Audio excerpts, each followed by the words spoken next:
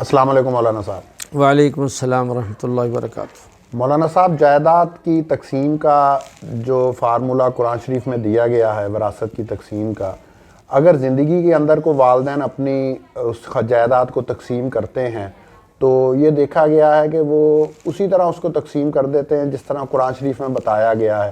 کیا یہ اسی طرح تقسیم ہوگی یا جو وراثت کا قرآن شریف میں بتایا گیا ہے کہ بیٹے کا ایک حصہ ہے اور بیٹی کا آدھا حصہ ہے، تو کیا وہ اس کے مرنے کے بعد ویسا ہوگا یا زندگی کے اندر بھی وہ یہ آدھا اور مکمل حصہ تقسیم کر سکتے ہیں؟ بسم اللہ الرحمن الرحیم۔ بھائی زید صاحب، آپ نے بہت ہی چبھتا ہوا سوال کیا ہے۔ ہمارے زمانے کے اندر تو میراث کی تقسیم کا رواج ہی ختم ہو گیا ہے۔ والد فوت ہو جاتا ہے، سال ہر سال تک جائیداد تقسیم نہیں ہوتی، اگر ہوتی ہے تو بیٹیوں کو اور بہنوں کو نہیں ملتی، وہ محروم کر دی جاتی ہیں، بعض بہانوں سے اور بعض زبردستی۔ تو یہ بہت بڑا جرم ہے۔ باقی لفظ میراث جو ہے یہ اس وقت بولا جاتا ہے جب صاحب مال فوت ہو جائے۔ زندگی میں لفظ میراث نہیں بولا جاتا۔ جب کوئی انسان فوت ہو جائے گا، اس کے اصول و ضوابط اللہ نے بتا دیے ہیں کہ لڑکے کو ڈبل ملے گا اور لڑکی کو سنگل ملے گا، تو اسی طرح تقسیم ہونا چاہیے۔ زندگی کے اندر اگر کوئی والد اپنی جائیداد کو تقسیم کرنا چاہتا ہے تو اس میں دو طریقے ہیں۔ افضل اور بہتر طریقہ یہ ہے کہ بیٹے اور بیٹی کو برابر برابر حصہ دے، کیونکہ یہ ہدیہ ہے اور یہ گفٹ ہے، تو ہدیہ جو ہے اس میں برابری ہونی چاہیے۔ حضور علیہ السلام کے پاس ایک صحابی حاضر ہوئے اور ان کا بیٹا بھی ساتھ تھا۔ اس نے آ کر عرض کی، یا رسول اللہ، میں نے اپنے اس بیٹے کو یہ گھوڑا ہدیہ کیا ہے۔ بعض روایتوں میں ایک دوسرا لفظ بھی ہے، تو آپ کو گواہ بنا رہا ہوں کہ آپ گواہ بن جائیں کہ یہ گھوڑا میں نے اپنے اس بیٹے کو ہدیہ کر دیا۔ حضور علیہ السلام نے پوچھا، تیرے اور بیٹے بھی ہیں؟ اس نے عرض کیا، جی ہیں۔ آپ نے فرمایا، کیا ان سب کو بھی اسی طرح کا ہدیہ دیا ہے؟ اس نے کہا، جی نہیں۔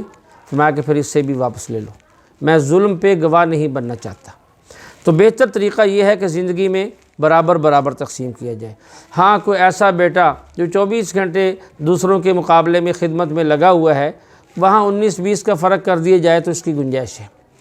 لیکن اگر کسی کو یہ برداشت نہیں، بعض دفعہ فطری طور پہ طبی طور پہ بات نہیں ہوتی، یا یوں کہہ لیں کہ کچھ میلان بیٹوں کی طرف بڑھ جاتا ہے، بیٹیوں کی طرف کم ہوتا ہے، حالانکہ بیٹیاں زیادہ محبت کرتی ہیں بمقابلہ بیٹوں کے، تو ایسے موقع پر وہ طریقہ بھی اختیار کیا جا سکتا ہے جو مرنے کے بعد ہے، کہ بیٹوں کو ڈبل دے دیا جائے اور بیٹیوں کو سنگل دے دیا جائے۔ اس طریقے پر تقسیم بھی جائز ہے۔ لیکن اس موقع پر ایک نصیحت کہیں یا وصیت کہیں والدین کے لیے، وہ یہ بھی ضروری ہے کہ زندگی میں جب جائیداد تقسیم کریں تو ساری نہ کریں، اپنی ضرورت کا حصہ بچا کے رکھیں۔ وہ جو بچا کے رکھیں گے اتنا رکھ لیں جو ان کے اخراجات کے لیے کافی ہو جائے۔ ہاں، وہ ان کے مرنے کے بعد پھر تقسیم ہو جائے گی۔ سب کچھ دے کر اپنے ہاتھ کٹوا لینا اور پھر زندگی بھر پریشانی سے زندگی گزارنا، یہ اچھی بات نہیں ہے۔ اپنا حصہ رکھیں اپنی ضرورت کے بقدر، ہاں باقی اپنی اولاد کو دے دیں تاکہ وہ بھی آسانی والی زندگی گزار سکیں۔ انشاءاللہ اس سے ان تقسیم کرنے والوں کو یہاں اور وہاں دونوں جگہ اللہ اجر عطا فرمائیں گے۔ مزید سوالات کے جوابات جاننے کے لیے ہماری ویڈیوز کو لائک اور چینل کو سبسکرائب کیجیے۔ آپ بھی سوالات کمنٹس میں پوچھ سکتے ہیں، مولانا عبدالغنی صاحب دین کی روشنی میں ان کے جوابات دیں گے۔